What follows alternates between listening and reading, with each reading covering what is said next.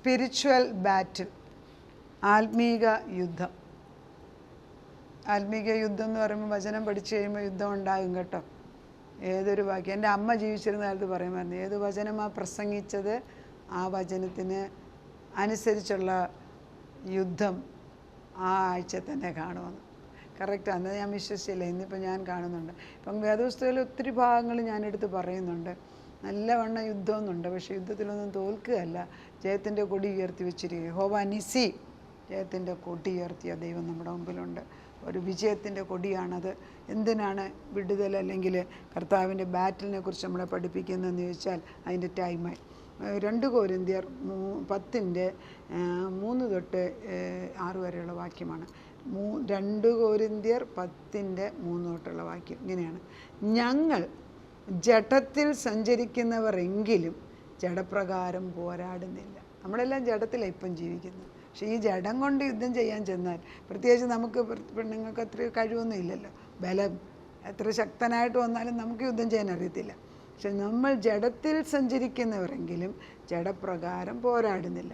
ഞങ്ങളുടെ പോരിൻ്റെ ആയുധങ്ങളോ ജഡീകങ്ങളല്ല. പോരിൻ്റെ ആയുധം ജഡീകങ്ങളല്ല. കോട്ടകളെ ഇടിപ്പാൻ ദൈവസന്നിധിയിൽ ശക്തിയുള്ളവ തന്നെ. അപ്പം നമുക്കുള്ള ആയുധം, പോരിൻ്റെ ആയുധം ജഡീകമേ അല്ല. ഈ പോര് അപ്പം നമ്മളിപ്പം ഒരാൾ നമ്മളെ ഇടിക്കാൻ വന്ന് തിരിച്ചിടിക്കുന്ന നമുക്ക് ശക്തി ഉണ്ടെങ്കിൽ ചിലപ്പോൾ അവൻ ഇടികൊള്ളും. പക്ഷെ കൈ നമ്മുടേതാ ഒടിയുന്നെങ്കിൽ എന്നാ ഗുണം? ഒരു ഗുണവും ഇല്ല. അതല്ലേ പലപ്പോഴും സംഭവിക്കുന്നത്. അതുകൊണ്ട് യുദ്ധത്തിന് പോകുമ്പം ജഡശക്തി ഉപയോഗിക്കേണ്ടെന്നാണ് പറയുന്നത്. എങ്കിലും ഞങ്ങളുടെ പോരിൻ്റെ ആയുധങ്ങളോ ജഡീകങ്ങളല്ല. കോട്ടകളെ ഇടിപ്പാൻ ദൈവസന്നിധിയിൽ ശക്തിയുള്ളവ. കോട്ടകൾ ഇടിക്കാൻ ദൈവസന്നിധിക്ക് ശക്തിയുണ്ട്. അത് കർത്താവിൻ്റെ സന്നിധിയിൽ ഇത് കൊണ്ടുവെക്കണം. എന്നിട്ടെന്ത്? അവയാൽ ഞങ്ങൾ സങ്കല്പങ്ങളും, നമുക്കെല്ലാം സങ്കല്പങ്ങൾ ഒത്തിരി ഉണ്ട്. ഒത്തിരി മലർപ്പള്ളിക്കാരൻ്റെ ചിന്ത പോലെ ഇങ്ങനെ മനസ്സിലിങ്ങനെ കൂട്ടി ഒരു ചെറിയ കാര്യം മതി കൂട്ടി വെക്കും. നന്മ ചിന്തിക്കുന്നത് തെറ്റൊന്നുമില്ല, പക്ഷെ വേണ്ടാത്തത് നമ്മൾ സങ്കല്പിച്ചുണ്ടാക്കി വെക്കും. ഞങ്ങൾ സങ്കല്പങ്ങളും ദൈവത്തിൻ്റെ പരിജ്ഞാനത്തിന് വിരോധമായി, നമ്മൾ സ്വന്തം ചിന്തയിലല്ല, ദൈവത്തിൻ്റെ പരിജ്ഞാനത്തിന് വിപരീതമായി പൊങ്ങുന്ന എല്ലാ ഉയർച്ചയും ഇടിച്ചു കളഞ്ഞ്, കണ്ടോ, ദൈവത്തിനെതിരായിട്ട് ഒരു നല്ല ഒരു ചിന്ത വന്നാൽ 10 അഴുക്ക് ചിന്ത കയറി വരും. ചുമ്മാതൊന്ന് നമ്മൾ യൂട്യൂബിൽ നോക്കിയാൽ ഒരു നല്ല കാര്യം നോക്കും, അതിൻ്റെ പുറകെ 10 അഴുക്ക് കാര്യം വരും.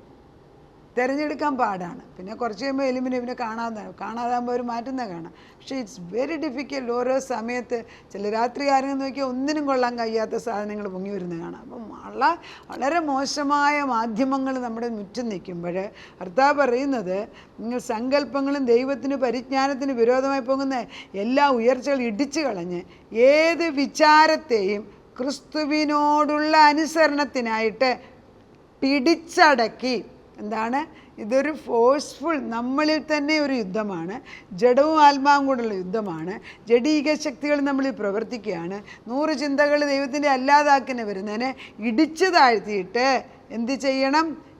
ഏത് വിചാരത്തെയും, പറയുന്നില്ല, വിചാരമാണ്, തോട്ട്സ്, ഏത് വിചാരത്തെയും ക്രിസ്തുവിനോടുള്ള അനുസരണത്തിനായിട്ട് പിടിച്ചടക്കി.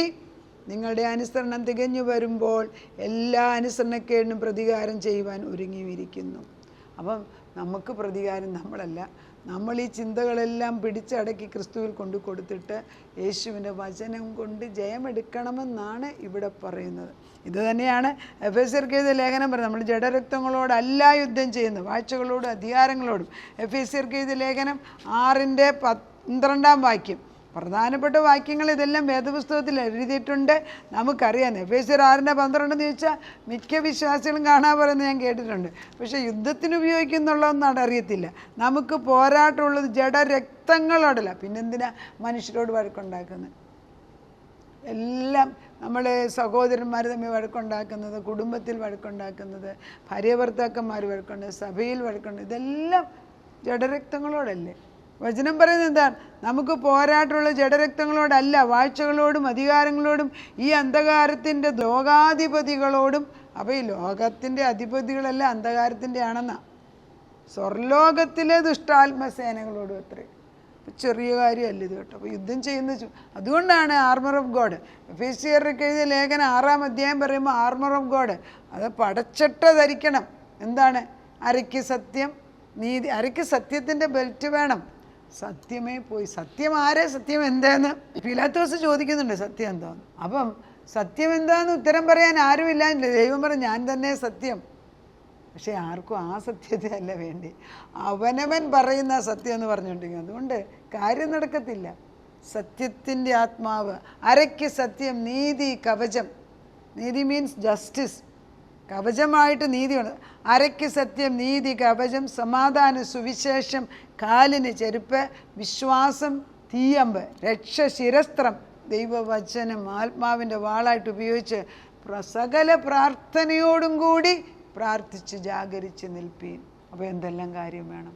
ഇതിലേതേലും മാറിയാൽ നമ്മൾ വീണു. മോസ്റ്റ് ഓഫ് ദ മാർ അരയ്ക്ക് സത്യം, നീതി കവചം, മോസ്റ്റ് ഓഫ് ദ മാർ നമ്മളെ തന്നെ പ്രൊട്ടക്റ്റ് ചെയ്യുന്ന. പിന്നെ യുദ്ധത്തിന് തിരിച്ചുപയോഗിക്കുന്ന ഒന്നേ ഉള്ളൂ, വചനം. ബാക്കിയെല്ലാം നമ്മളെ പ്രൊട്ടക്റ്റ്. അപ്പം നമ്മളെ പ്രൊട്ടക്റ്റ് ചെയ്യാതെ പോകരുതേ. Very important. We need to cover our cells and our children. അറിയാന്നു റോമർക്ക് എഴുതിയ ലേഖനം 8:31 അത് തന്നെയല്ലേ പറയുന്നത്. 31-32 തൻ്റെ പിതാവിനെ തന്നവൻ അതിനോടുകൂടി സകലതും ചെയ്യത്തില്ലയോ എന്നൊരു ചോദ്യം ചോദിച്ചിരിക്കുന്നു.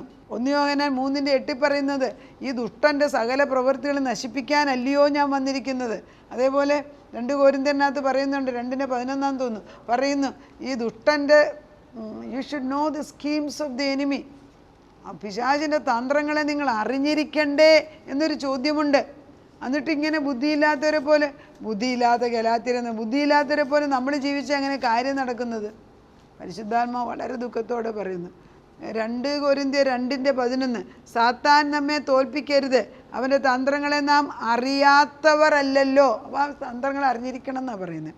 യോബിന് 42 യോബ് വളരെ ദുഃഖത്തോടുകൂടി ഭാരപ്പെട്ടിട്ട് പറഞ്ഞു, നിന്നെക്കുറിച്ച് ഞാൻ ഒത്തിരി കേട്ടിട്ടേ ഉള്ളൂ, ഇപ്പോഴോ ഞാൻ കാണുന്നു. അപ്പം ദൈവത്തെ കാണണം. വെളിപ്പാടിൻ്റെ 19:10 ഈ പരിശുദ്ധാത്മാവ് നമുക്ക് ഈ യുദ്ധക്കളത്തിൽ ഇറങ്ങുമ്പം നമ്മൾ ആയുധം കൊണ്ട് വേണം പോകാൻ. ആയുധം അറിയാമെങ്കിൽ ആയുധം ഉള്ളവരെ, അറിയത്തില്ല അറിയാവുന്നവരെ കൂടെ വിളിച്ചുകൊണ്ട് പോകണം. ചുമ്മാതെ പോയി. ഞാൻ ഓർക്കുന്നുണ്ട്, നമ്മുടെ തന്നെ മോനെ നമുക്കൊരു പ്രോപ്പർട്ടി തമിഴ്നാട്ടിലുള്ളതിന് പ്രശ്നമുണ്ടായി. എന്നോട് പറയാതെ അവിടെ പോയി. നമ്മളറിയുന്നില്ല.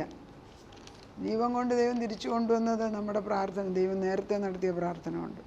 കിരാതവർഗങ്ങളുടെ അടുക്കലേക്ക് നമ്മൾ പോയാൽ വെച്ചേക്കുവർ. നമ്മൾ യുദ്ധം ചെയ്യുന്ന നമ്മുടെ ഭുജബലം കൊണ്ടൊന്നും നേടാനൊക്കത്തില്ല. അത് ആദ്യം മനസ്സിലാക്കണം.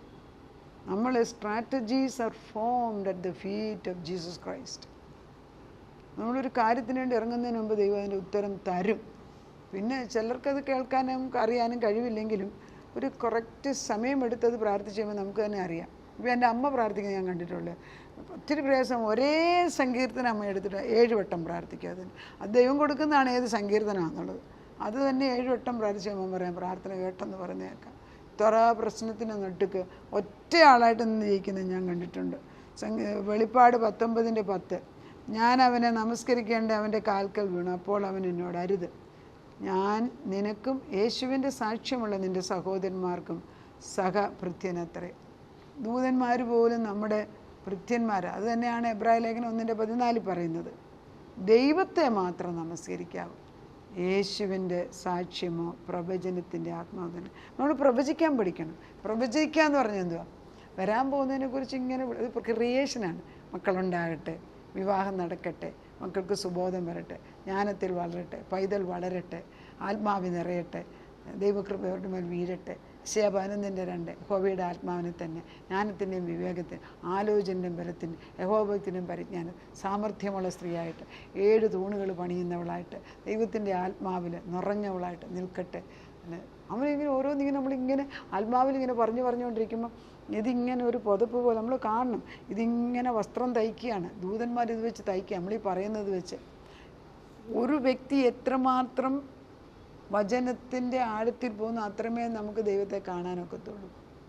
പിന്നെ പെരിഫറലായിട്ട്, അതായത് മേളിൽ നിന്ന് ദൈവത്തെ സ്തുതിച്ച് മറ്റുള്ളവർ പറയുന്ന കീഴേ നിൽക്കുക, അതൊരു ജീവിതമാണ്. അത് കത്തോലിക്കരങ്ങനെ ചെയ്യുന്നുണ്ട്. അവർ വേദപുസ്തകം വായിക്കത്തുപോലുമില്ല. ഞാൻ പറഞ്ഞില്ല, കഴിഞ്ഞ ദിവസം ഞാൻ പറഞ്ഞു വേദപുസ്തകം ഞാൻ പുസ്തകം തുറന്ന് വെച്ചിട്ടുണ്ട്, വായിച്ചിട്ടൊന്നുമില്ലെന്ന് പറഞ്ഞ്. അവർക്ക് വായിക്കണം എന്നില്ല. ദിവസം അവർ രാവിലെ പോയി അവർ ആ ലെവലിൽ നിൽക്കുന്നു. പക്ഷേ ആ ലെവലിൽ തന്നെ നിന്നാൽ മറ്റുള്ളവരെ സഹായിക്കാനൊക്കത്തില്ല, പലപ്പോഴും നമ്മളെ സഹായിക്കാനൊക്കത്തില്ല. പിന്നെ ദൈവം തൻ്റെ കരുണ കൊണ്ട് സഹായിക്കുന്നത് ഞാൻ കണ്ട്, കൃപയിൽ അവരെ നിർത്തുന്നുണ്ട്. നമ്മളൊക്കെ ഇച്ചിരും കൂടെ ആത്മാവിൽ വളരണം. ദൈവസന്നിധിയിൽ നമ്മളെ തന്നെ ഏൽപ്പിക്കാം. നമുക്ക് ദൈവം വിശ്വസ്തനാണ്. ഇഷ്ടം പോലെ വചനവും ആയുധവും ദൈവത്തിൻ്റെ സ്ട്രാറ്റജീസും പറഞ്ഞു തന്നു. ദൈവം നമ്മളെയും തലമുറകളെ എന്നേക്കുമായിട്ട് തലമുറകളെ അനുഗ്രഹിക്കട്ടെ. പ്രാർത്ഥിക്കാം.